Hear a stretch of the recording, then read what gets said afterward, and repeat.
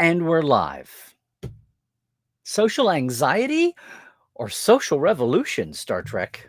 Yes, episode 285 of Trekland, Tuesdays Live, with me, Dr. Trek, Larry Nemechek, coming at you right here from the heart of Trekland through Portal 47 for some sanity, clarity, and the big picture in all things Star Trek. Glad to have you with us once again. We have a huge Tuesday for you. Hope everyone of you in the States who celebrated had a wonderful Thanksgiving. Hope everybody else just managed to get through the weekend and had a good time.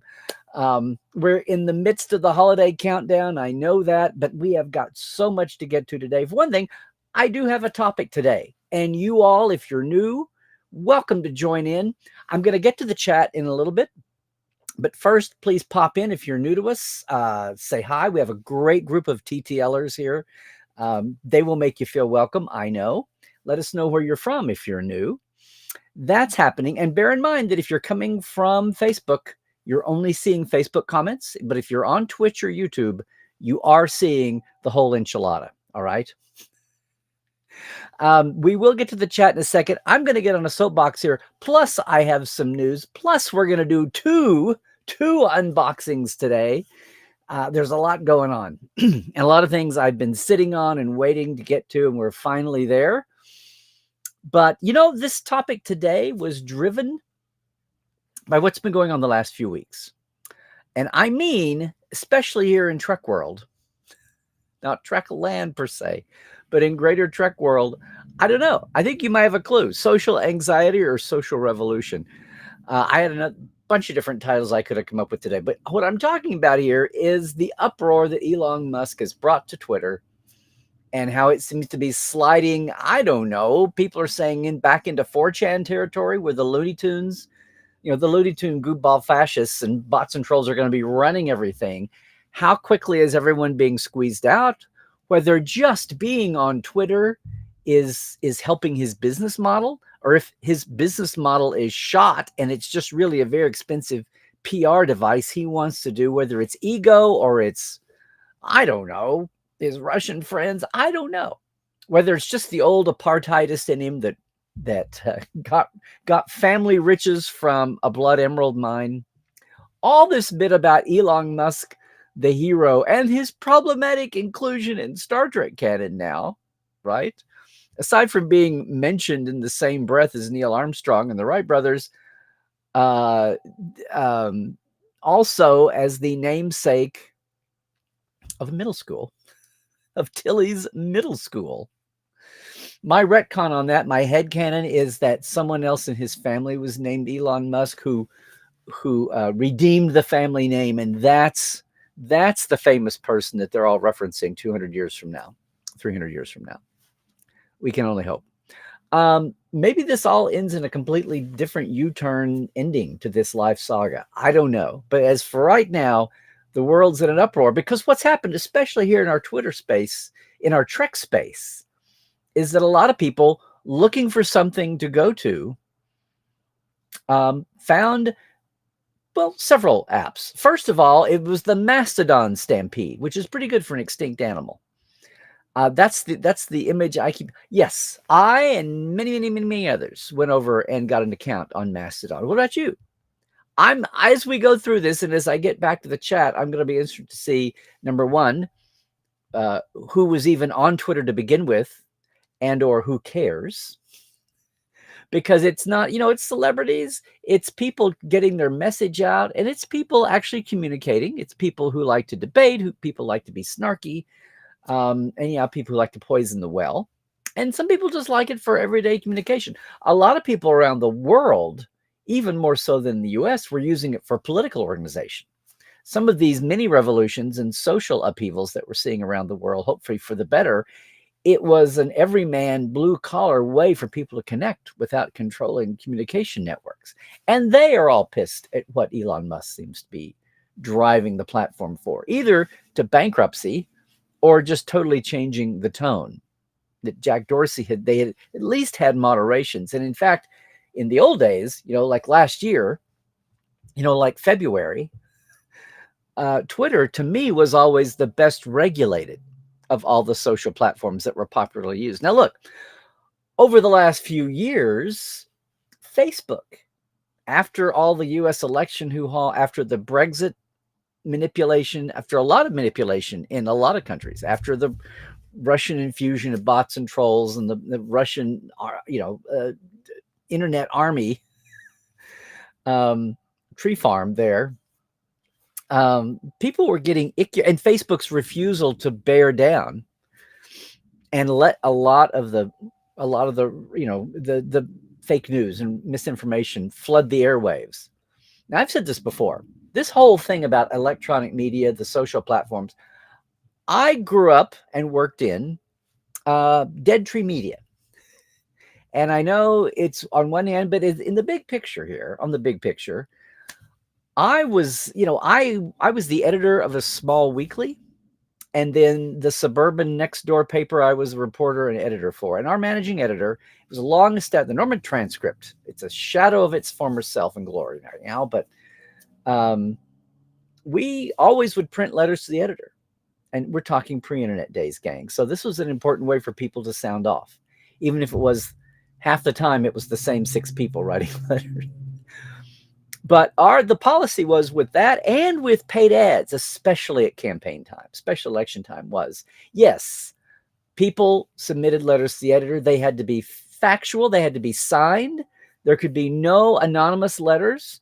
We would withhold a name for safety, for sanity, as long as we knew, as long as we do. If a letter turned up over the transom or in the mailbox that was unsigned, we wouldn't consider it. Now, if they signed it, we had a name and an address, we knew it was a real person, and they requested anonymity, then we would honor that. Name withheld. But we would know who it was in case for a greater responsibility. But we took responsibility. Paid ads even could not be insanely outrageous. They could not make wild claims, even though the person was paying for the ad. They had to, and we would push the envelope. And there were some ugly races sometimes, but you couldn't come in and just call somebody randomly names. You had to be responsible because we ultimately had to be responsible. There's a legal term precedent for this. But as the publishers of the paper, Dead Tree Media paper, we, just like the old broadcasters, had to be responsible. Even when you had like Floyd R. Turbo, even when TV stations had editorial replies, they had to pass muster. They couldn't go against FCC guidelines. And that was the broadcast days. And a lot of things get around the bend because the broadcast code, the FCC wasn't allowed to keep up. Thank you for banning the fairness doctrine. Thank you for banning the ban on, or getting rid of the ban on monopoly ownership. But since Reagan in the mid-'80s, there was a lot of deregulation of media, and that's the big picture where we got to. But I'm just saying, even on a local level, local TV stations, and the one I was most familiar with, local papers, we were still the responsible parties. So to sit here and see all the social apps across the spectrum here, at some way along the way, and even the ones who are notorious, some of the forums take no responsibility. Free speech, free speech, free speech. Well, we get back to the simplest of the free speech arguments. You can't yell fire in a crowded theater. You can't even yell theater in a crowded fire. But there is a bottom line. There is a limit to free speech when it becomes irresponsible. Now, that's a black and white issue there. It can cost lives. Well, in a slow motion way, that's the issue here. What can cause lives? Now, reeling this back to Star Trek, I don't know if we're talking about costing lives, but there are several emergent communities and a couple of communities that have been out for, 400 years that see that as all dangerous, that it's a slow motion, that we see the attack on a leading politician's spouse. We see some of the shootings that have been going on lately against targeted LGBTQ communities, Jewish communities, Asians. I mean, go down the line. And there is a huge debate once again about what's the content of our social platforms. I don't understand to this day why responsibility of Twitter and Facebook and go down the line, why that's any different than the responsibility we had to offer. No, we weren't there to gatekeep. We were there to have the guardrails, even the guardrails that weren't at the right edge of the road or the left edge of the road. But I mean, like the guardrails in the bar ditch and halfway across the pasture, a guardrail somewhere where it wasn't just willy-nilly. So that's the comfort zone. That's what's going on. Where this will end, I don't know. But then we still do have the marketplace. We do still have advertisers refusing to advertise. We have people voting with their feet, voting with their dollars. That goes for advertisers as well as, of course, users. And if you're running a platform that's barely got 47 people on it, as we've seen so often in the last few years, people want to run off and take their ball and go play somewhere else, but they're only going to have a few people with them because the vast majority don't want to put up with it. And increasingly, the vast majority see the danger. So, big picture enough for everybody? Big picture enough, because what that has meant is a lot of celebrities, a lot of people who are activists, a lot of people who are leading members of communities, including within Star Trek, our Star Trek fandom, and our active people. Later on today, Robert Duncan McNeil and Tim Russ and Chase Masterson are going to jump in with a Trek the Vote co-sponsored event to do another phone banking for getting voters out to the polls in the Georgia runoff election. There you go. That's the kind of thing I'm talking about. So many people who are active in the world, and they're not hunkered down with their heads in the sand. Cardassian vole or Okie prairie dog, take your pick. But a lot of people basically have stampeded off Twitter. A lot of people, like moi, have kept a foot in both worlds. I feel, though, like, I don't know what you're doing. I feel like the polar bear with one foot on each ice floe. How do you straddle this? I'm just angry because Twitter was was the strongest platform I was on after 10, 12 years. And I'm sorry to lose people. I'm sorry to feel like it's going away. And most of all, I'm really sorry to have to spend time straddling especially when Mastodon is having growing pains. The server issue, it's a different feel. On one hand, it feels the same as Twitter. On the other hand, it feels differently. I don't know how many of you have tried Mastodon. It's a little clunky. Part of it is the way I see the U.S. trying to do the English system and the imperial system and the metric system. If we had just made a clean break, it would have been much more accepted among the mainstream population, beyond scientists. But as it is, trying to keep a foot in both worlds, you wind up being twice as exhausted. And I don't know if that's going to be the case with Twitter and Mastodon, or even Hive, which is run by 3 people. The 2 co-owners finally took on an employee a week ago, a third one. Because Mastodon has a few, it's so decentralized, yay, but it's also very decentralized. So and the bottom line to all this, or the upper layer to all this, is a lot of people, they don't want to be political. They don't want to be technical. They don't want to spend they just want to sound off and pop off and have fun. They want to spread the cheer. They want to spread information. They want to, the good kind. Like, oh my God, did you see how much was implied in each increasingly, since I did the second opinion Prodigy this week? Go through, start skimming that. There are 17 multi-layers. People just want to have fun. And a lot of people saw the only way they can continue to do that, or to take a stand, was to go to Mastodon. I'm just curious. I've been waiting for this for 5 years with Facebook. Facebook has gotten increasingly icky, increasingly, I want to say, irrelevant, but it's just so damn omnipresent that it's everywhere. It's still, if you've got something to say, or you got something to do, or share, or sell, or buy, it's still a good deal to go to Facebook. And you can still kind of limit the crap around you, obviously, Twitter's a little more free form, although it was heading that way. Now, Katie bar the door, who knows? Mastodon feels, on one hand, you can really guard your community, but on the other hand, how the hell does anybody find your community? It does have hashtags. There are things they're working at. Now, we may have a lot of tech heads in the chat today who may have something to say about all this, and that would be awesome. That would be awesome. The weird thing is that then you've got Instagram over here, which I have loved for ages, but I just keep feeling like nobody from sci-fi and Star Trek is on Instagram except the cosplay. Mostly young women. And, Instagram was supposed to be pretty pictures, and a lot of them can be very pretty. Or your meal, or your flowers, or your baby picture, whatever it is, your little kids walking your dog. I see you, Mike Sussman. Those, Instagram was always very visual and it always felt safe. And so far, even though Facebook bought and has owned Instagram for the last few years, it's like a lot of the ickiness from Facebook hasn't transferred over to Instagram, thank God.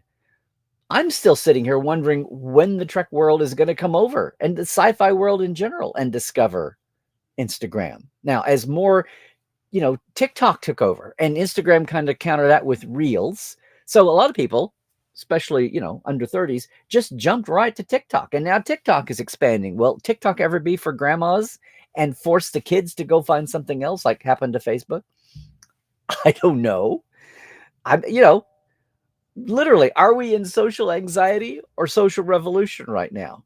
What I'm saying is, I'm wondering how many folks didn't mess with Mastodon. If they were Trek Twitter and they left Twitter, they didn't even mess with Mastodon. They just went over and tried out Instagram.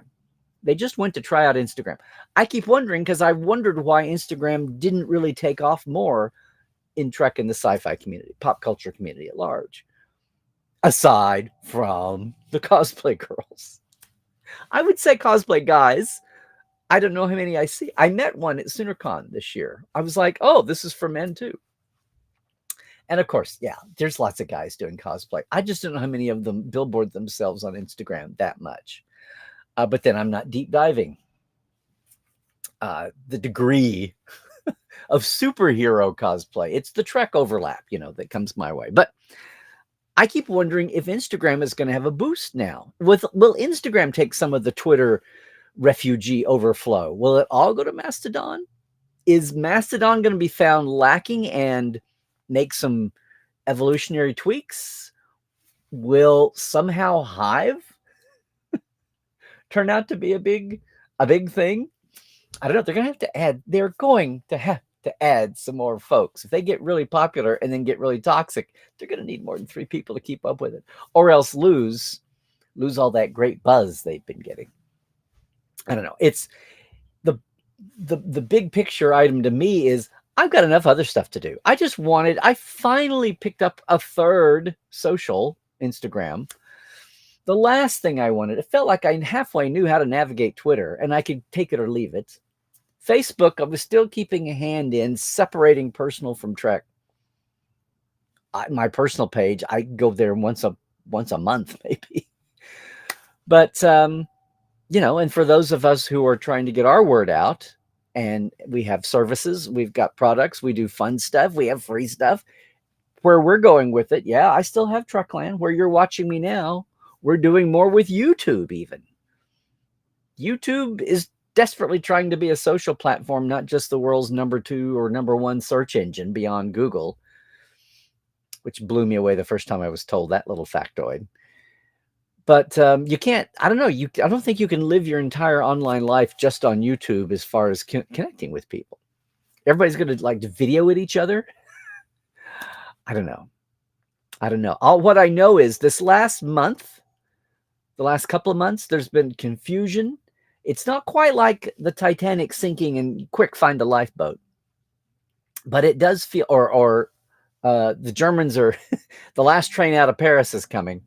And we're all getting on the train to somewhere, to Marseille. But it's been an interesting few weeks and moments. And then, of course, as I said, there's the world that doesn't do social, or they're experimenting by getting on Facebook. or they're just laughing at everybody from their MySpace page. I don't know. I'm curious what everybody here is doing.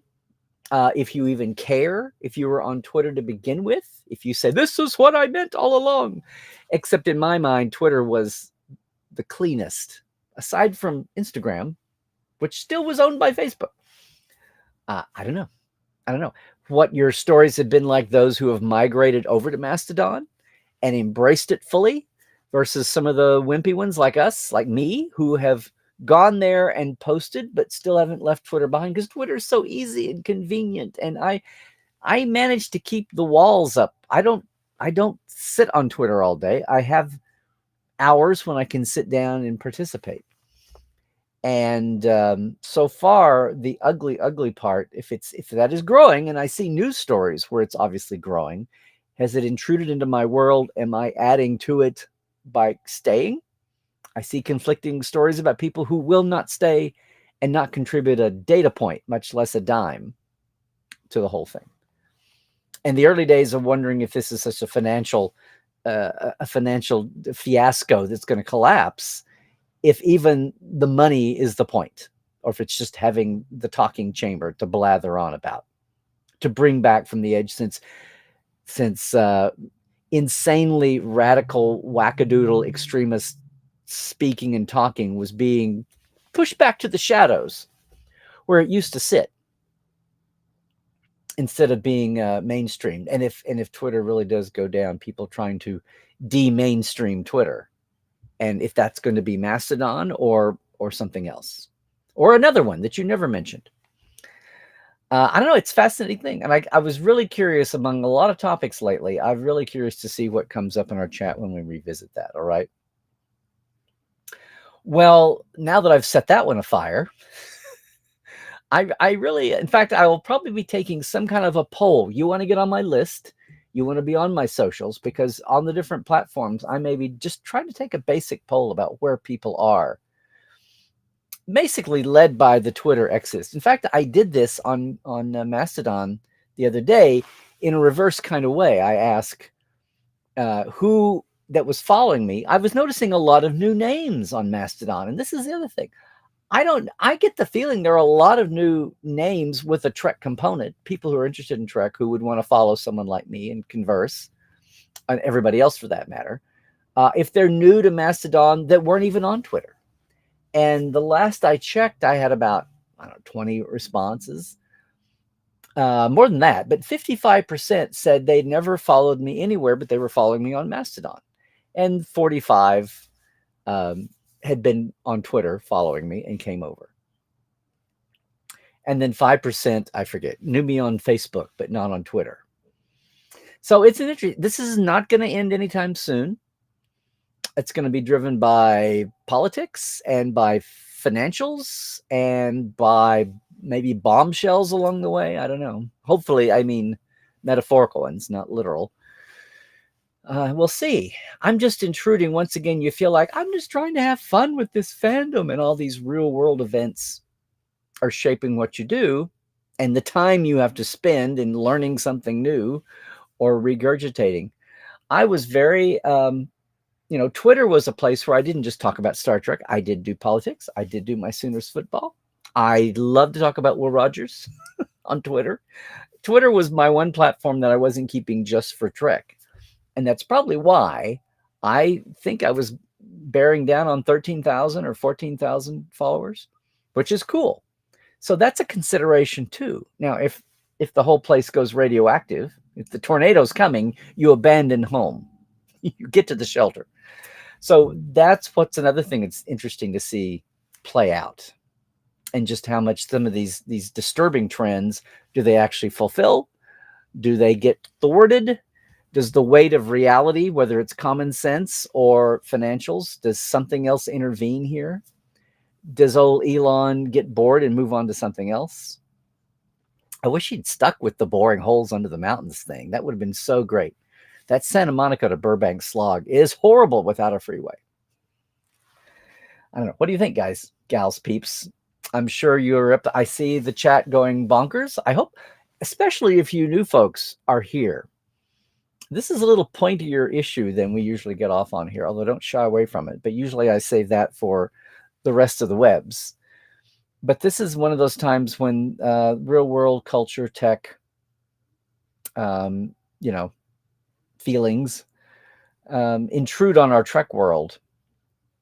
And while I have been so thankful for the demise, for instance, of the toxic tubers of 3, 4, 5 years ago, they have all been sent packing. Curious to see where this plays out. I am curious to see where it plays out. Now, we will be right back in just a minute. We're going to get to the Parrot Analytics. Take that little short break for those of you new, and for you veterans, you know what's coming. We'll take a short break in a minute and do the Parrot Analytics, and then I will dive into this chat. We'll back scroll. Don't worry if you're there with me still. I will see what everybody says. But right now, we're going to take a mini break before I take the break because we've got stuff to do. We've got stuff to do. Number one, I have to announce that at long last, guess what? Portal 47's 7th annual open house. Yes, we have a confirmed date. It will be a week from tomorrow. It will be Wednesday, December 7th. Ominous for 2 reasons. One of them Trekish. 7 p.m., although this may bump up earlier. I think we're going to really make it 6 p.m., but you know what I'm saying. What you want to do is be there for Wednesday, December 7th. What you want to do is go to LarryNemechek.com, click on the link, and get reserved. Get your ticket because we're going to have all kinds of cool giveaways. The reason it's going to be that we finally, the reason what's finally come down is of all the people and schedules and everything we were juggling. I'm really honored to say that our open house guest this year, in the likes of Bob Butler, the director of The Cage, Renee Echeverria, Mike Westmore, Robert Hewitt Wolf. Last year, Mike McMahon for 2 hours. He graced us. All of that. This year, our special guest. Can you see this? I didn't have time. Yep. Early picture. But Ira Stephen Bear is going to be our open house guest. That's too early for you. Maybe it looks a little more. There we go. Vegas picture 2 or 3 years ago during the making of the documentary. Ira is going to be our open house guest. And I, as usual, I'm going to try to not be so same-o. I mean, we've got the DS9 doc. We've got so much out there and revised and podcasted now beyond Terry and Paula's DS9 companion. All the interviews over the years, I'm going to try to especially steer us toward the nooks and crannies of Ira's career and Ira's Trek overlap. That may not just be the hardcore same old once again stories from DS9. Although we'll have questions from the chat audience. We'll have prior submitted questions. People can ask what they want to ask. We will try to cram it all in. But I'm just excited. We're alternating here between legacy creatives and modern ages creatives. And I'm really excited about who we can have already.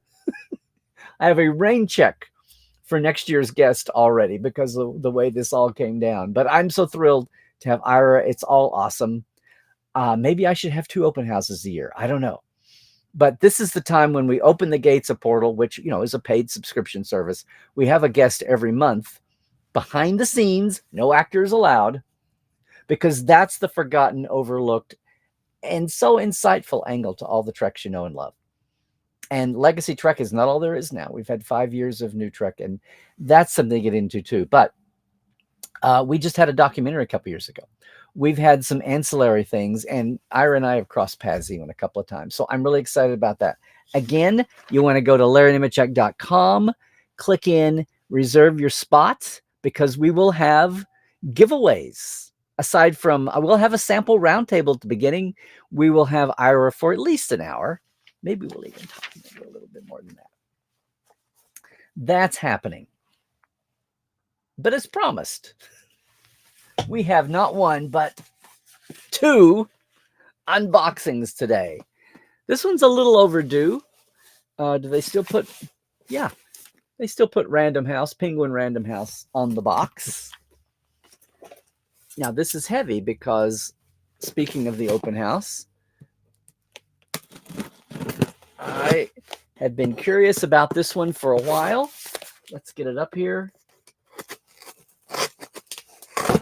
Boom. My mom's scissors.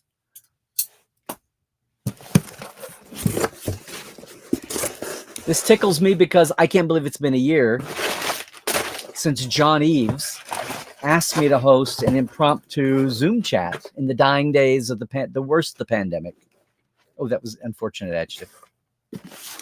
In the final days of the pandemic shutdowns, we had a virtual to mark actually the 25th anniversary of Star Trek First Contact. This is an excellent coffee table book. So Joe Fordham, UK author and a researcher, put this together with the help. This is a Titan book from my folks. You know, there is a Titan magazine gang, a Star Trek magazine. Anyway, this is going to be my copy. It's a behind the scenes, and of course, I famously had a chapter, the Black edition, the final edition of the Companion.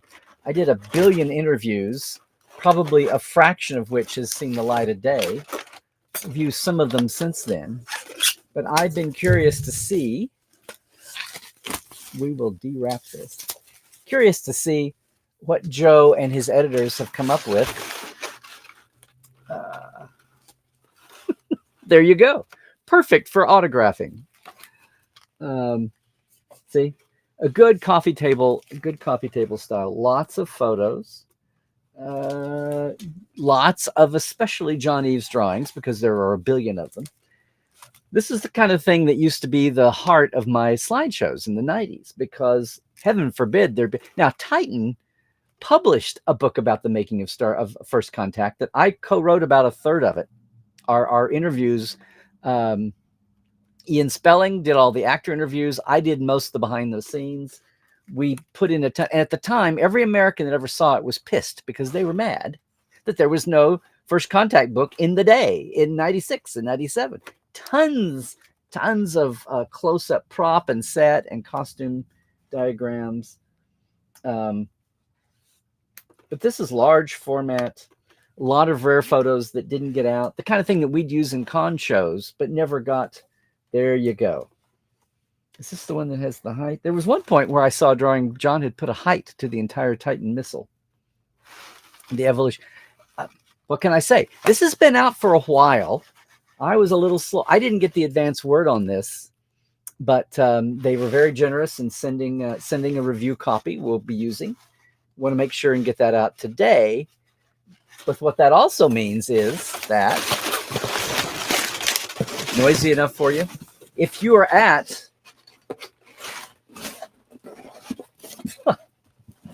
Fight the Box.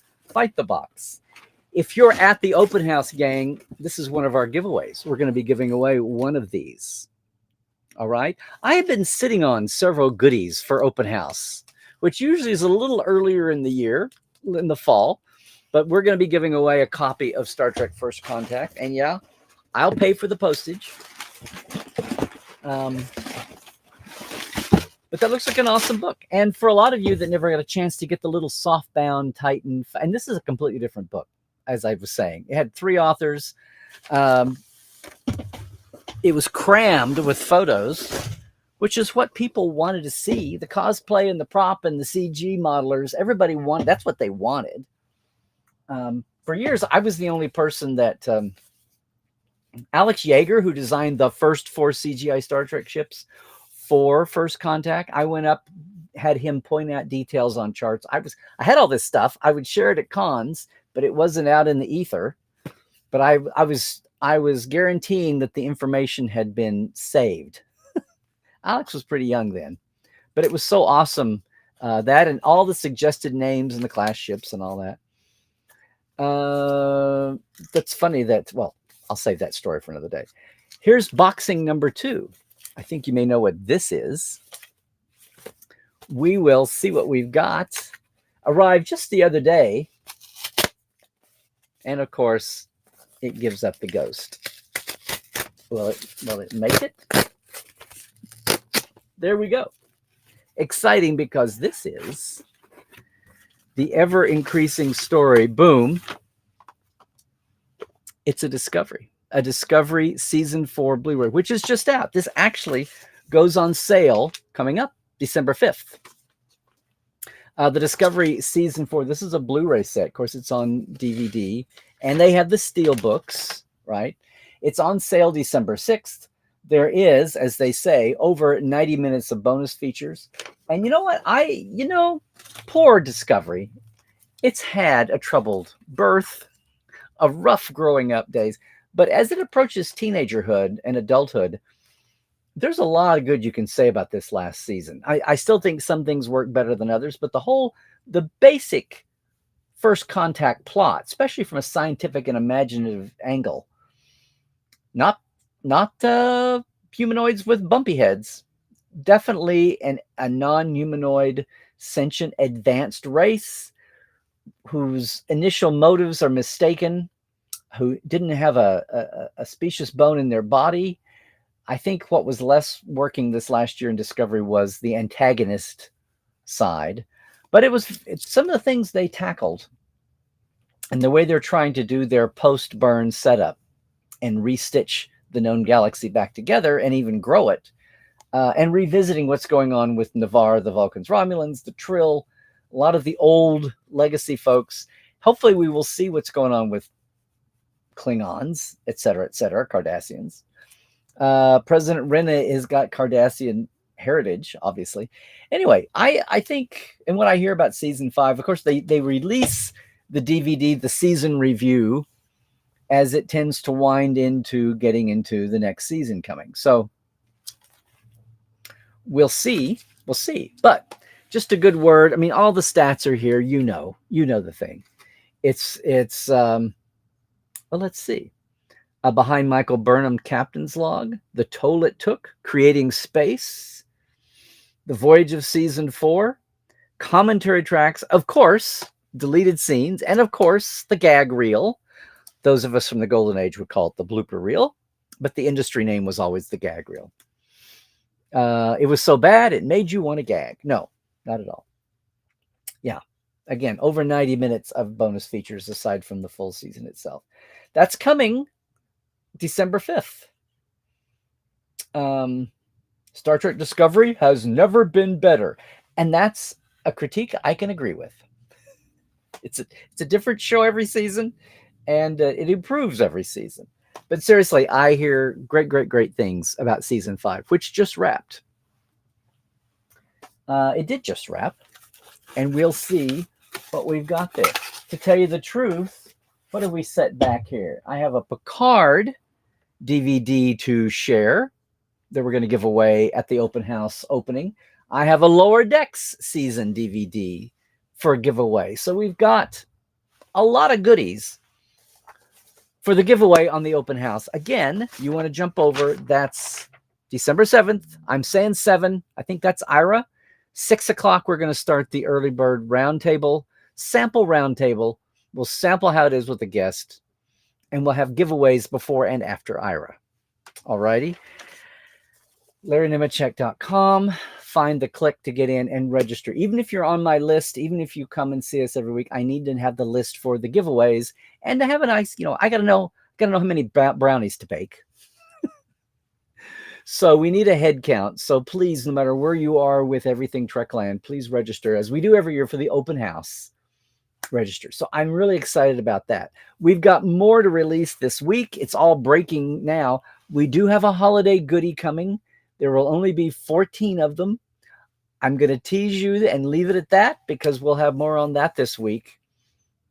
But for right now, with all of that going on, and on top of all that, our TeePublic store, TeePublic site-wide, is keeping a 40% off sale today, and then again from the 1st through the 16th. So today, and then if you don't catch this, if you're watching this later, YouTubers, the whole first half of the month of December is going to be one big holiday sale as well. And I'm excited because we have a holiday design up. Thank you, Scott. And also I'm so thrilled, we have Cadet Alice. We have Cadet Alice shirts. And she's tickled. And yes, I checked with her mom. Parents are okay with that. I don't think we're going to have to be, we're not going into selling stock shares, but I just think it's awesome. And so, yes, thank you, Chris, for the cute little caricature cartoony there of Alice. So I love this. I know the Hageman brothers and Aaron Walke love Cadet Alice. We're going to work on that too. And we just got to film some new episodes over the Thanksgiving weekend. So that's all exciting. But everything in our TeePublic store and everything at TeePublic, you can browse around for days, is on the 40% off. In other words, the t-shirts are 13, I think, right now. And then there's everything else too. There's the computer cases and tote bags and stickers and yada yada. Even travel mugs. So that's all exciting. And what is exciting as we bear down to the end of the year is the fact that I get to thank all these folks for their support. So thank you once again for our Patreons, our TTL clubbers, Diana Hopkins, Lawrence Todd, Keith Rombach, Nathaniel Robinson, Robin Wilson, Anne Marie Siegel, Justin Porteous, Andrew Jasimski, Pranakasha Productions, Gay Kevin Lundstrom, and Galinda Bruton. Thank you. And especially our live wires, Halbjörn Gunn Johnson, Robert McLean, Alan Hoensi, J.R. Poole, Byron Bailey, Dave Gregory, and Casey Shafsky. Really, really thank you all. We the coming of the new year has some changes in Trekland Tuesdays Live that we're going to be adding to. So I want to thank everybody who's joining. And if you want to help, it's the end of the month. They're about to make this. You can jump in today and be a Patreon. Simple $5 and $10 levels. A shout out and also access to our early years of Portal 47 guest backstage interviews. Patreon.com/Trekland Live. Appreciate all of that. And again, if it's Tuesday, it must be also a Tuesday twofer. The Trek Files is up, our podcast from Roddenberry. It's there, podcast.roddenberry.com is where all of them are. But our page on Facebook is where you can also get our documents of the week. It's the only podcast with paper. This week, we found an ancient early edition of the Star Trek Official Fan Club magazine, number 26, from May 1982, the month before the Wrath of Khan came out, Star Trek II. And of course, our guest is the incredible man of a million fandom careers, Dan Madsen. We talked about the early days of the magazine, but also just the dynamic of media and the scope, the pace of fandom when you got your fan news once or twice a month in print, not just to wax nostalgic, but what that dynamic was like and how it compares to today. And also just kind of his journey with the trust with the studio, how the studios and licensing and publicity worked in those days versus now. What's the same, what's different? And some great Star Trek II stories about those days. For those of you who weren't around in the take flyers and pass the word, that was the original way of going viral. Anyway, it's another great visit with Dan. Check that out wherever you might catch it. Also, the reminder, if you are cruising, and even if you're not out of LA on the official Star Trek cruise, we're offering 2 special Trekland treks, calling them the away days, the day before you disembark and the day after you return. Or if you just want to get yourself to LA and jump in, each bus has 18. We're maxed out. We're already selling seats.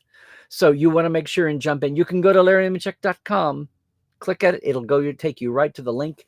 You can see what that's about. 4 stops in the day plus lunch. Get yourself to Hollywood. Same thing. Go to my page, click on the link for the big tour. We haven't offered this since 2016, since the 50th, but Terrace Cassidy at Geek Nation Tours and I were offering under his umbrella the 10-day West Coast away mission, LA and San Francisco. Again, all filming sites, all with me to give you the background, all ripe for your cosplay, your prop play, whatever you want to do. We'll help you achieve it, your real life away mission. And of course, if you just ever want to come to LA on your own, you can do a Trekland Treks in advance. We set it up. We plan it. It's to your specs. You can do that too at my site or treklandtreks.com. So much of this was starting to bubble up especially on my end. And then the pandemic hit. So we've had 8 or 10, 12 Treksters go, but I'm excited for more and more people to find that out as a different kind of experience, especially since apparently there's no official convention next year. Some folks are going to be looking to add to their experience quotient next year for Star Trek. That's going to do it, gang. Aside from reminding you that for now, it's Larry Nemechek on Twitter and Mastodon now, and even Hive, although I don't think I've even said hi over there yet. No, we're there. Larry Nemechek's Trekland on YouTube. Please like and subscribe. And Instagram. And good old Facebook. Yeah.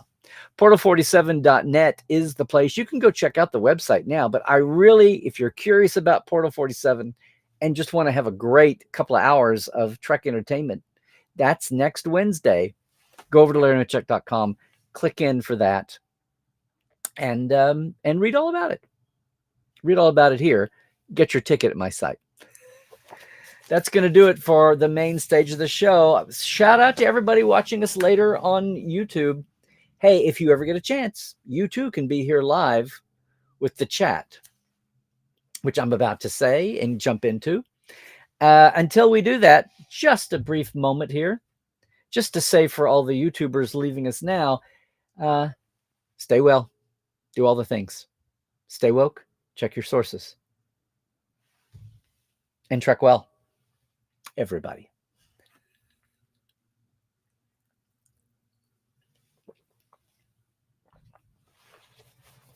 All righty. I told you, big day, big show today. My goodness. And on top of all that, Parrot Analytics actually posted some numbers that are a week old, but they say they posted them on the 13th, but that can't be because it's for the week ended the 18th. Parrot Analytics, company that dedicated themselves to finding a way to try to measure online digital original shows when the whole model of the Nielsen type ratings for commercial shows, because setting commercial ad rates for advertisers demanded a transparency of popularity. Not so much with the digitals. So yeah, Netflix and Prime and yes, Paramount Plus. Everybody keeping those Disney Plus, Apple Plus. Everybody keeping those to themselves. They've gotten a little flaky lately. Their average demand expression metric scours the internet. That's how they manage to get information, finding a way to measure popularity as basically glorified buzz with other factors filtered in, I know. The trick is we've been following it since the birth of Discovery, 5 years now. In fact, I think we just had our 5th year anniversary in October following Parrot.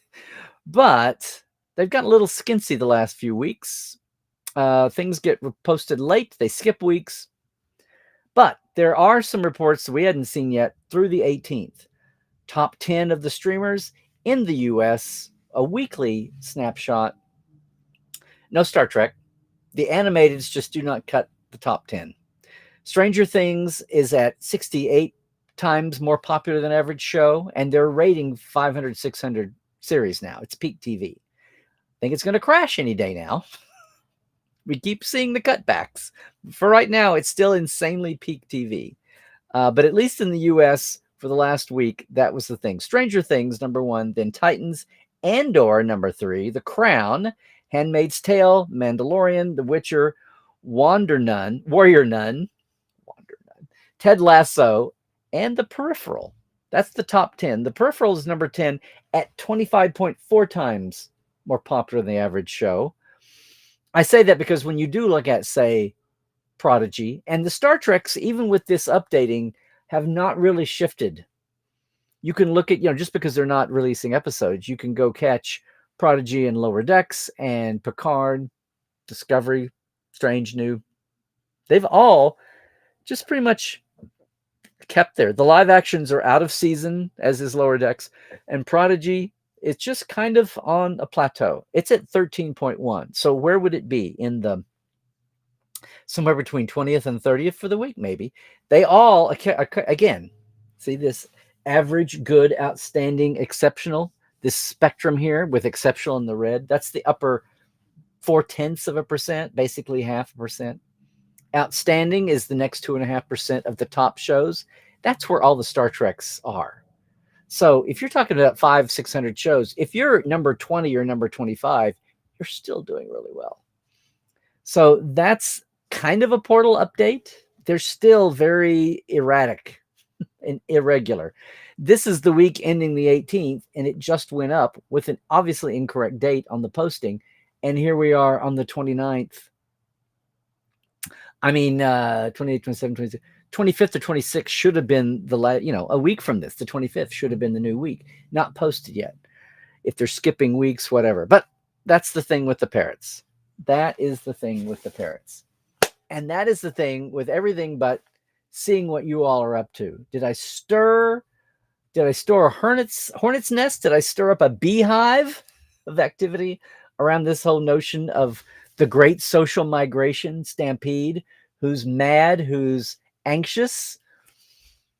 Who is totally oblivious and above it all because you don't partake?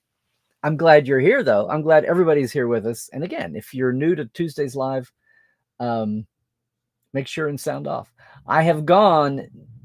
What have I done? I've gone almost an hour with that expanded show, 50 minutes. So we'll expand. My goal to have an hour show, we'll bust that open a little bit today. And just to say, and again, if whoever's here, especially if you're new, I hope you've sounded off and said howdy, howdy. So always especially looking for an actual question. It's like a little mini AMA every week, a little mini American Medical Association. Good to see everybody. And of course, always good to see our Patreons in here, like Hal Bjorn. Good to see you and everybody popping in. And yep, our Portales, Christoph from Europe and around the world. Good to see you. Justin, good to see you. And sorry to be the bearer of bad news, Aldine, if that is indeed your real name. But it is Tuesday again. It is indeed. Well, Glenn, you'll have to tell us later how the closed captioning worked out. Howdy do, Scott, and thank you once again, Scott, for the artwork and for all of the assistance help here the last. This is how we're gradually clawing our way to being being all that I would like Trekland to be on all fronts. And as I say, thanks to all our Patreons too for that, and the Portales too, and which I think covers Dave Gregory. Good to see you there too. And Linda, and oh hey, Eliza, you made it in with us. Hope everything's going well with you. Good. It's all on the Twitch side, I guess. Comments, yeah.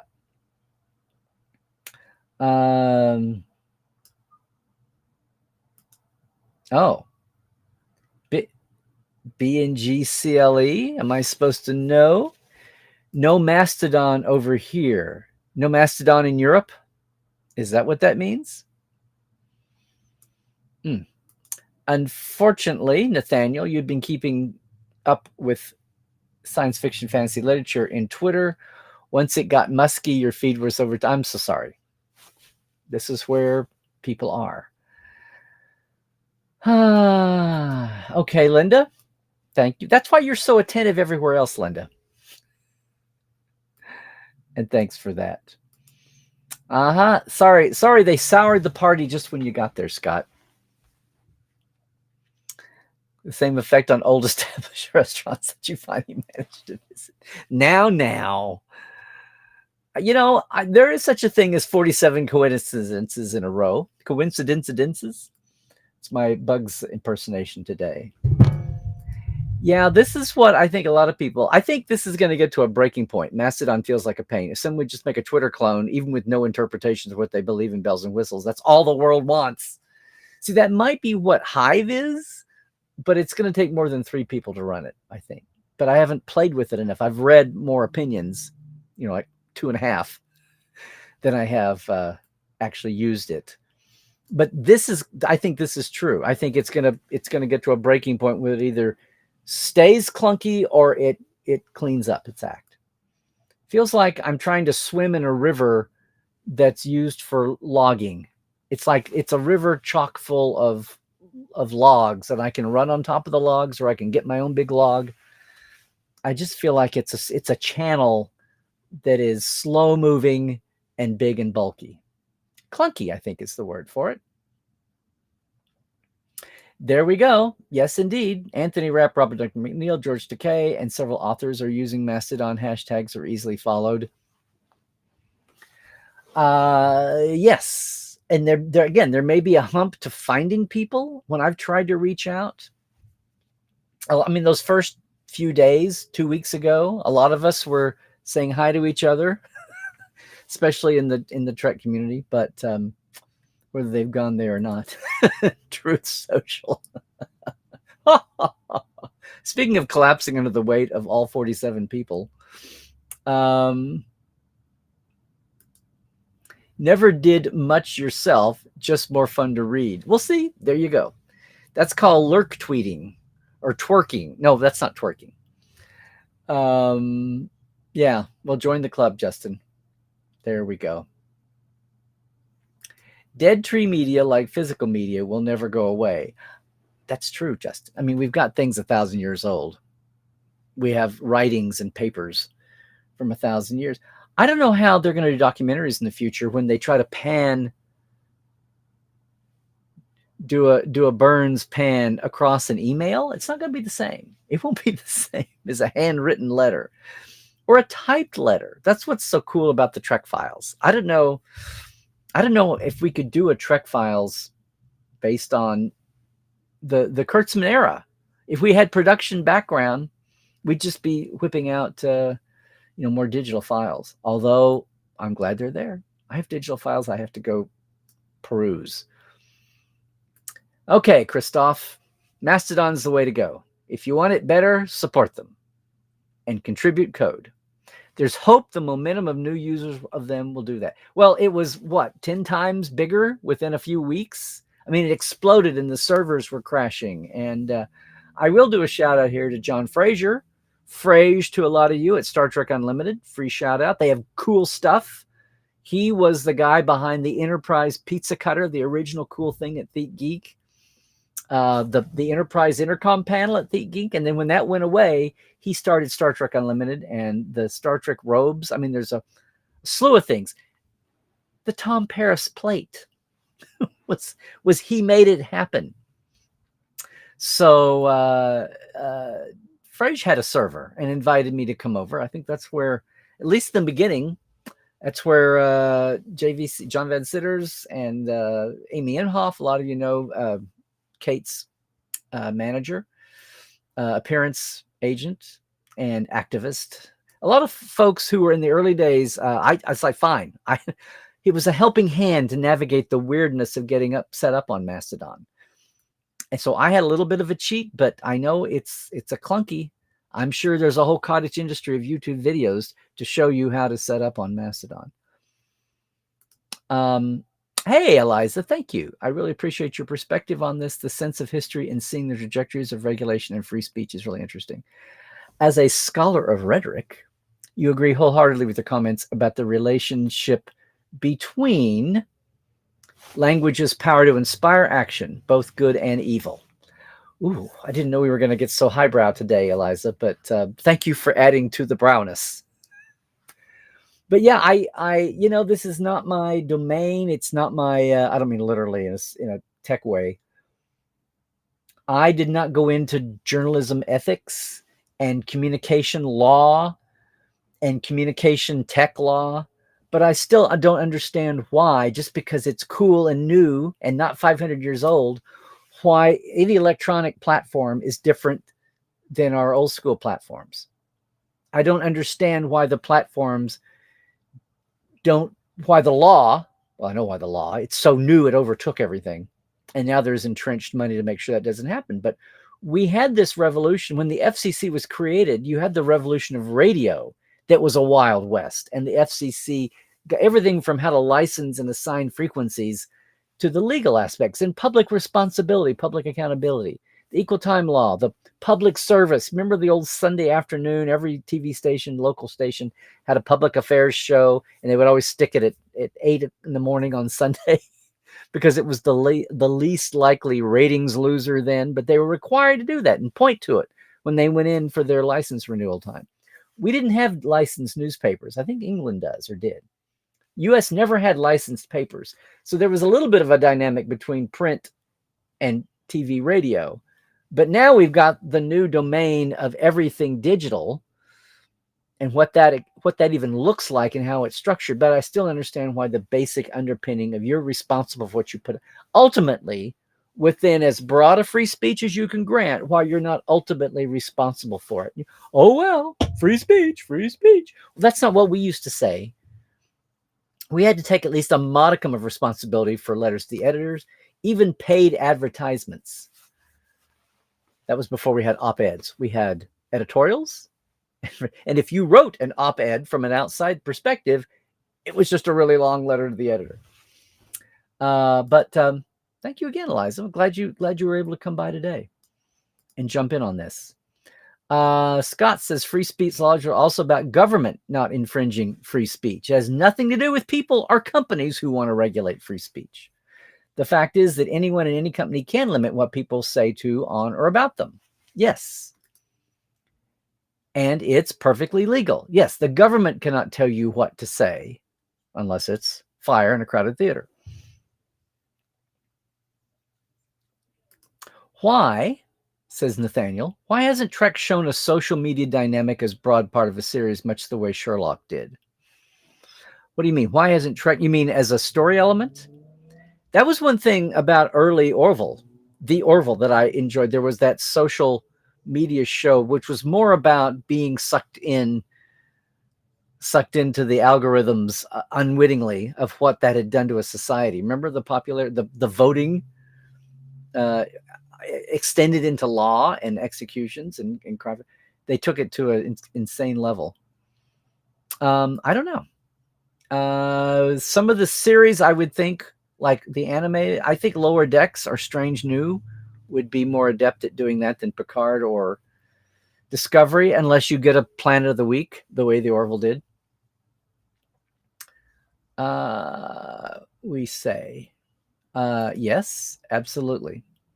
Well, we cut education funding, Justin, so a lot of critical thinking isn't taught much now. That's the thing. Yes, thank you, Christoph. Hive, on top of everything else, is only for mobile. So they made an app, lightweight. I'm obviously not a tech head to know the difference, what you have to adopt. And since most programs started they used to. It's probably been long enough now, but most started as desktop and then migrated to as an app to the mobile universe. Mastodon conversations are more organic. Thank you, Carl. Unlike Facebook and Twitter, where it seems like you're being spoon-fed. Well, I mean, Facebook, you can have now Mastodon is Twitter-ish, but the limit on characters isn't as strict. Was it 500 instead of the 230 something? You can have a longer say. You don't have to be quite so quick and pithy. That's great for focusing the mind, but if you need to do something, we have thread rolls in Twitter for people that try to present something on Twitter. That's interesting that Mastodon to you feels organic, where it can't be on Facebook and Twitter. And I get Twitter. Facebook, I thought you were stable to have long. Twitter, you can do it. It just takes a lot of effort. Knowing the Borg, you say, do I really want to be on social media called Hive?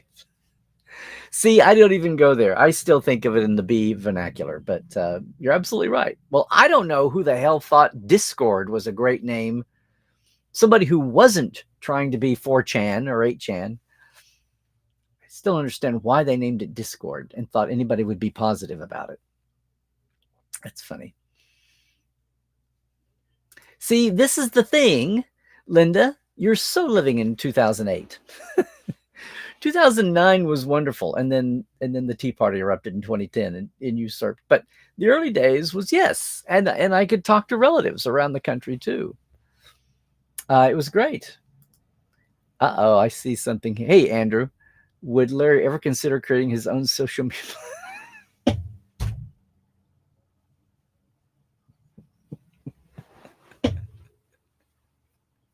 Would I consider my own social media platform? Andrew, I can't get an open house put together more than a week ahead of time. Things beyond my control. Yeah, right. Well, I don't have a spare 44 billion sitting around. Huh. I don't know. You want to volunteer? What would I do with a social media platform? I'm just trying to have a site with some of our branches appeal to people, and I appreciate some of the comments today from everybody. Instagram doesn't work well for discussion. That's true unless you just force it to, because you're posting to a post, and then you the way it's even displayed, you can write long answers. I've had some conversations with, which is screwy, because then when I try to go back and find it, I think it had to been on Facebook. And I mean the messages of Instagram. It's hard to get around to the parts of Instagram sometimes to remember how to get to the message thread, yada yada. But that's true. It's not good for a big roundtable discussion. It is good to post something out there, and then people, it's like a one-to-one conversation. But I guess I'm saying is it's not a good roundtable. People getting involved. It's good to have the poster back and forth, and maybe you see somebody else's comment. But that's true.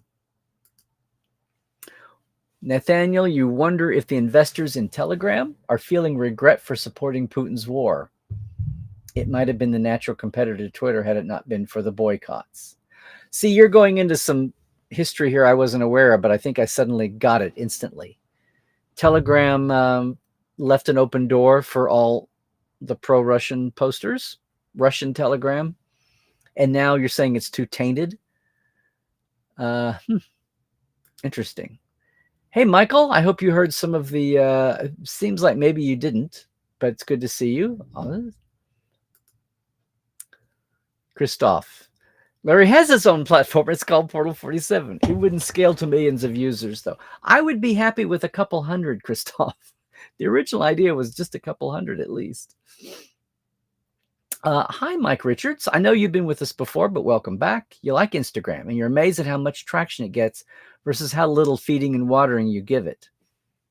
Well, the thing I like about Instagram, and including the videos and the reels, are they hang around for a while.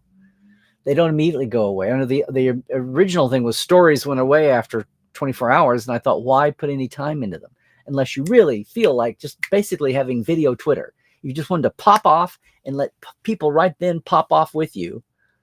But if you wanted to do any kind of anything creative, much less talk about something for an extended period of time, say you've got an event in a week and you want that to be there, the stories weren't great, but the reels work, I think. But again, it's still a thing of the passing window, which is true of all socials, really. What's going to keep it alive? Try us, we'll make it work. Okay, I missed the setup for this. Oh, our own secret. The social media platform. Yes. Gives a whole new meaning to Trekland there. Postland. Mike Richards, you fall firmly in the wimpy like Larry category. I'll stay as long as Roddenberry Podcast Network has a Twitter presence. That's good. We have discussions. Not that I'm at the core of Roddenberry Podcast, but when we have a group think, we have discussions about what we're doing. Promotion is always a thing. I'm kind of amazed that the Roddenberry sites and podcasts don't have a bigger following, especially now that there's not just the Trek Files and, say, Mission Log, but Sci-Fi 5 and Fan Addicts. Really trying to find something. Again, they do the same thing I'm doing, is try to be not the same old, everybody having a show. And there are lots of wonderful shows and hosts, personalities, and you can't duplicate that. But there is a point where it really is. On the other hand, podcasting is this era's zine editing. And in the 70s and 80s, when there were millions of zines, because Star Trek created that desire to do something, to share, to voice your voice and share it. And, the tech of the moment is podcasting increasingly as the years go by. You do love closed captioning. Okay, it is working, Glenn. We're apparently going to go into parade analytics. What's happening with the right. Oh well, there are some limits to it. Yeah, I tweak it. I noticed that I did captions on the reel that I did last night on Instagram, talking about what's going on, and the captions, Trek always comes through as truck. That's my thing. And last night, for the first time, I didn't have to fix all the trucks to Trek.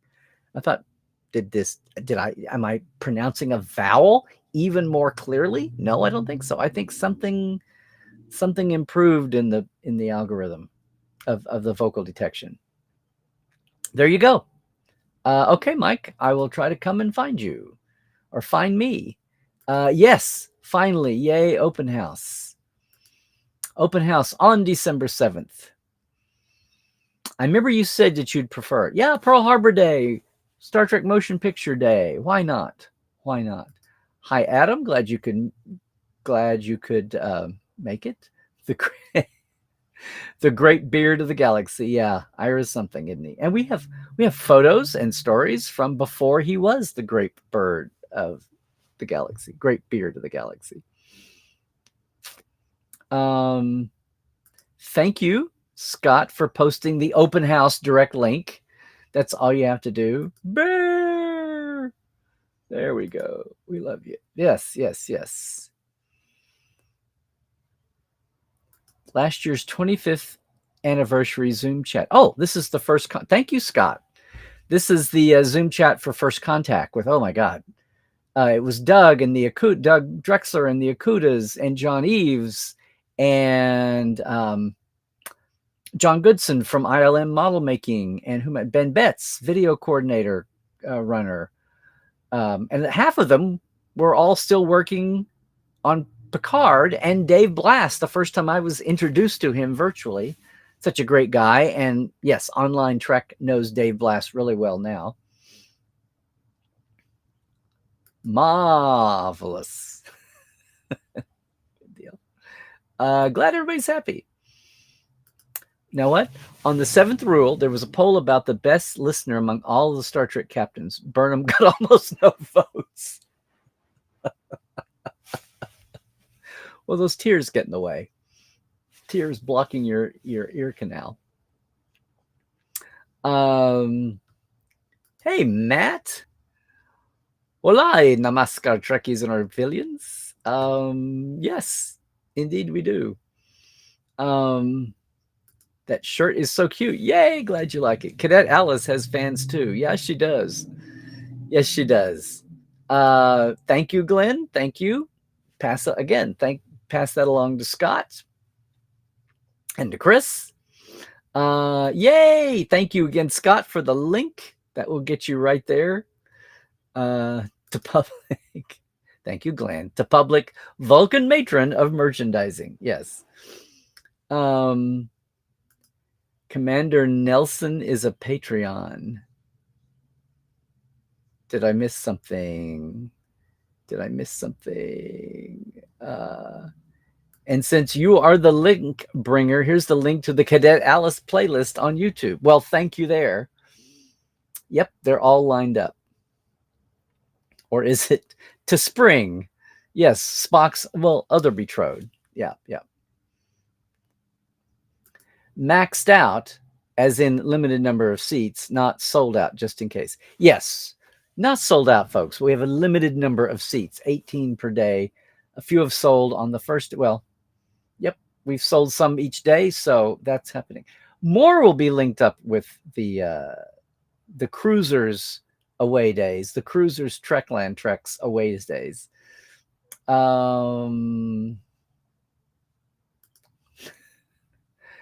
No, the open house is not max headroomed out.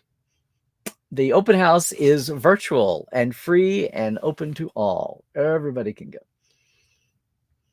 Let the Facebook party begin now that all those dorky YouTubers have shoved off. I mean, that is one thing we've got to be thankful for. I think Toxic Trek on YouTube has just pretty much been forced to, take their ball and play elsewhere. Thank you, the Parrot's Needle. Thank you, guys, gals. I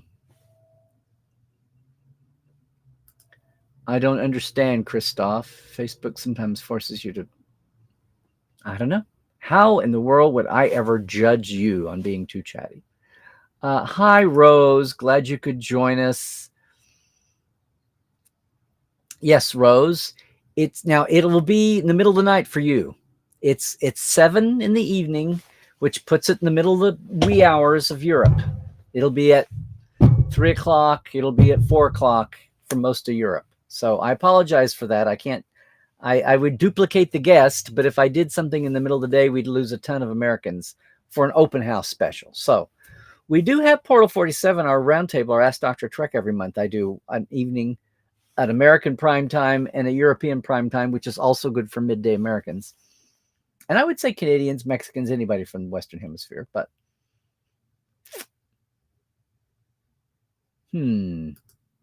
outstanding. I'll take it for whatever you meant, Mike.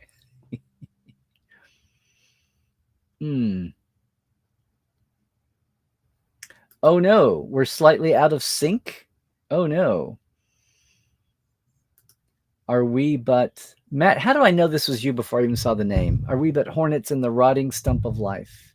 Yes. Okay, little hint there, everybody. If I'm getting out of sync, it's not me for once. It's you out there. You know someone from the UK who is writing the best new Star Trek show ever, a Vulcan series that focuses on Sarek and Amanda. They're writing it to pitch it? Is that what you mean, Matt? Sarek and Amanda, those crazy Vulcans. Hi, BNGC. Oh, hello, back to you too. She ought to be interviewed on Trekland. Well, send me a name and we'll see. Is this someone doing fan fiction in script form, or they're actually seriously trying to pitch a series? Thank you, Christoph, for this update. Mastodon is very present over in Europe. Thank you. It originates here. That's right. I got into a embarrassed discussion with somebody. One of the longest threads I had on Mastodon was some Mastodon poster was talking about that he was afraid Mastodon would get Americanized and Westernized and taken over, as if everybody assumed that's what it was. And I said, I never stopped to think that it wasn't, but that's fine. And hopefully not every American's the ugly American, especially if you have a huge influx of Trek folks. Hey, Michael, thanks for staying on Twitter. I appreciate your insights. If Elon Musk wasn't always hurting and firing people, I wouldn't be so gleeful when he someday delves too deep and ends up eating by a ball rock. Well, there is that to look forward to, isn't there? Oh, very funny, Christoph. Is Russell T. Davies writing Trek now, too? Lurk tweeting? Okay, Rose. Thank you for posting. We'll make some of the new users contribute code to Mastodon. Well, what if you can't write code? I see the term enlightenment, so I know this is going to be something deep. Nathaniel, the further we get from the Enlightenment, the more we lose a sense of how the public sphere works. Yes, people who talk about free speech are really iconoclasts trying to use the public sphere against itself. Manipulation, are you saying? Yeah. River full of logs. It's a painful metaphor, stupid metaphor. So you've been to Humboldt County, NorCal, home of the redwoods, tallest trees on earth. 140-foot log will fit nicely on a semi-flat dead truck. Watch for wide loads on narrow roads. I think I've been to Humboldt County, but you're forgetting it, Melanie. I was a model railroader, so we had you had logging was a big deal. Thank you. Majority Rule is the name of the Orville episode. I was really impressed that the Orville, that was the first time I went, oh, it's not only not going to be not just fart jokes. Okay, this is answering us before. Not a story element. Sherlock would show social media shaping the investigations themselves. Oh, I think that La'an and Number One would have consulted social media when tracking down Enterprise Bingo. Well, wasn't there a bit of social media input in the pilot of Strange New Worlds when they're considering all the hubbub going on the planet that they lumped into? I haven't watched it 20 times. I don't know the planet yet. Haven't done a concordance over it yet. Social media ought to be a constant presence on the ships. Why do I feel like there's been social media hints on lower decks as well? Because they show the lower deckers doing 2022-ish paradigms with their pads at times, with their messaging and their logs. P.S. To Hive being mobile only. For private personal use by the masses, mobile is more important than desktop, yes. Website logs of everything show that. But to grow, they need power users, desktop UI and API for automation tools. Agreed. Oh, the vast majority of the billions, did we just turn over 8 billion? Was that what the planet did? Yeah, the vast majority will want will carry their mobiles around. A lot of people increasingly will have no shelter, much less a computer sitting at home. How Western, how American. Still have not used Discord because the name. Well, I haven't used Discord just because to me it's a throwback to old message boards. I just feel like they sucked you in, like watching endless, Instagram reels or something. When you get sucked in and you're like, oh my God, I've looked at 8 of these in a row. Down the rabbit hole. Social media dynamic. Does the Bell riots count? Well, they took over a computer net to get their stories out. Is that what you mean, Melanie? Once they were inside and had overtaken the riot happened, they were inside the building just to get their stories. Larry on TikTok with Rock Talk. Right. What do you mean here, the Bell riots? However, those are only in the show's past, not part of its present. Exactly. Yeah. You keep thinking of Discord on My Little Pony. There's a big My Little Pony Discord. There you go. Video Twitter is in the works. I wouldn't doubt it. As a brand of Twitter, or this is the log line, the tagline for a new app. Instagram sounds like a package of dehydrated grandmother. Just add water and Instagram. Huh? Oh, Glenn, I can always count on you. Twitter tube. Yes, absolutely. Something happened last night. I can't even remember what it was, but it was pretty bizarre. The bots are finally watching Star Trek. Well, they were sure out in force in 2017 when you had 2 women of color leads on a Star Trek. How woke. JWC. JCW. Justice Warrior. Oh, well. Can we ask Ira for advice on beard dyeing? I think we could. I have no doubt that we could. I'm sure we could. Back at your PC, you went mobile to get some cooking in. Well, don't look for Hive there.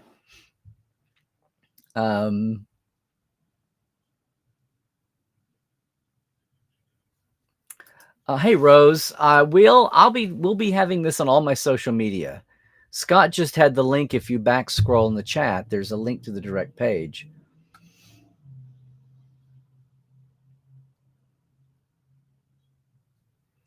Here's a hint, everyone. You click to another page and back again, and video audio is now synced. Fancy that. Well, good. Orville, new episodes. I know nothing about season 4. And here you go. You can't stand to use your phone for watching programs or podcasts. That's only for emergencies when you don't have a TV or computer. Not even podcast. I mean, you're just listening to podcasts, unless you meant video casts. And thus we have Society Today. Split down there. Thank you, SJW. I just went blank. My goodness, are we at the end of the chat? Are we at the end of the chat, everybody? Hey, apparently so. And we're right at that 90-minute mark. So yay. Thanks, everybody, for joining us for another Tuesday. I don't know how much I got stirred up here, but I wanted to get that out. I think I am going to take some just rough polls on all my platforms just to see about the whole who's migrating where and how fast and where you came from to finish that up. And I'll be doing that, even as I know that we're going to be getting the word out big time. Once again, our mystery guest is no longer a mystery. The date is no longer a mystery. Boom. It's Wednesday, December 7th. I'm saying 7. If you've already signed up, you'll be getting the updates. If you start signing up as soon as we can change the page, you'll get the information. We're probably actually going to start at 6 for the sample of an Ask Dr. Trek roundtable and the giveaways, and then have Ira at 7. But Ira will probably start, well, that's when we're signed up. So thrilled to be able to finally get that out and say that. But hey, you want to be on my list because we're going to be talking about what's going on in the holidays in Trekland. We're going to keep you up to date on the TeePublic store with Cadet Alice shirts and more. It's all there, including a holiday design. Again, thank you, Scott. It's a holidays in Trekland, trees and all. That's going on. And then, yes, keeping you up to date with the open house and in the outcomes of that, and just a lot of fun stuff. We just want to get to more fun things. So that's why I say all of you that are helping with the changes, with the growth and helping with the changes that you're going to see in Truth Stays Live after the first of the year. Thank you. Thank you once again to everybody on Patreon, our TTL Club, and our live wires. That's the folks in my very simple $5, $10 a month. If you do it right now, you can get in before the end of the month. They bill you like PayPal. It's simple. It's patreon.com. Trekland Live. Thanks so much for everybody jumping in on that. And again, if you're cruising next year, if you're not, you want to come on your own, you're welcome. This is March 4th. I haven't changed it. Day before or the day after the big cruise here in LA. Starts in Hollywood. We're going to 4 sites. You can read all about it at LarryNemechek.com when you come over to sign up for open house. You can also see all about that or our West Coast Away mission for Geek Nation tours. 10 days, a celebrity each day. This is what's new this year. More than just Bobby Clark at Vasquez Rocks. We've got, these are the first 4. We're going to have more, some amazing things. I can't wait. It's in July. You've got room to save up. You've got room to get your affairs in order to be able to come to us. It does not lead into any other convention. Good thing. That was a wise move on our part last year to plan that. Gang, again, it's Larry Nemechek on Twitter, and I need to update this for Mastodon now. It's Larry Nemechek's Trekland on YouTube. Thank you so much for subscribing and liking there and sharing. Facebook, of course, and Instagram, and portal47.net. You know, come to the open house next week. But if you want to find out about Portal right now, you can go to portal47.net and see what's up. And of course, don't forget this week's Trek Files. Dan Madsen's our guest, looking at the early days of official Star Trek news and features and how far the culture's come, what's changed, what's different, and some amazing stories from Dan. You don't want to miss it. Podcast.roddenberry.com is where the whole Roddenberry family is. The Trek Files on Facebook is where our docs of the week are. Every Tuesday. It's really there at midnight Tuesday. Pretty much. So, so glad to have everybody with us. Did I get everything? Did I get everything? I think I did. I think we did. Gang, thanks so much for being with me. You want to be there for open house next week. We're going to be hitting it hard here now that we finally got all the details in alignment. So much to share with you coming up this season. And boy, just a shout out to Aaron and the Hagemans and everybody else at Prodigy. My gosh, if you're not watching Prodigy, what they are starting to load in, it's not just about the kids, although the kids are pretty special. If I see any more classic races that I've been wondering what was up, or this incredible decade of the 2380s that leads into the synth attack on Mars, leads into the flashbacks of Picard, Lower Prodigy Now and Lower Decks are going to be weaving through that landscape. It's what people as the springboard, as TNG Plus, and as we get to season 3 of Picard, which if you saw the recent interview with Terry, talked about, it's not just a TNG reunion. DS9ers and Voyagers are not going to be disappointed with the events of the season. So a lot of exciting things going on, a lot of incredible stuff happening. And wherever you land on your socials, I wish you your own social revolution and almost no social anxiety. I hope it all goes well for you there. So thanks for joining us again. Get over, do that stuff. I hope we will see you. I hope we'll see you next Tuesday. And I hope I see the Portales tomorrow night for our regular Ask Dr. Treth roundtable. But I really hope I see everybody Wednesday night. It'll be a lot of fun. It's your chance to see how the portal works. Both main elements, our roundtable and our guest night, our telebriefings, and a lot of giveaways too. Awesome. This is our 7th year. I can't believe the portal's been around for 7 years. We're into our 8th, actually. So thank you so much, everybody, for joining us here today. Things are happening here. The holidays are coming up. We will see what happens. We will see what happens if you stay healthy, do all the things, stay woke, check your sources, make sure it's accurate, and trek well, everybody.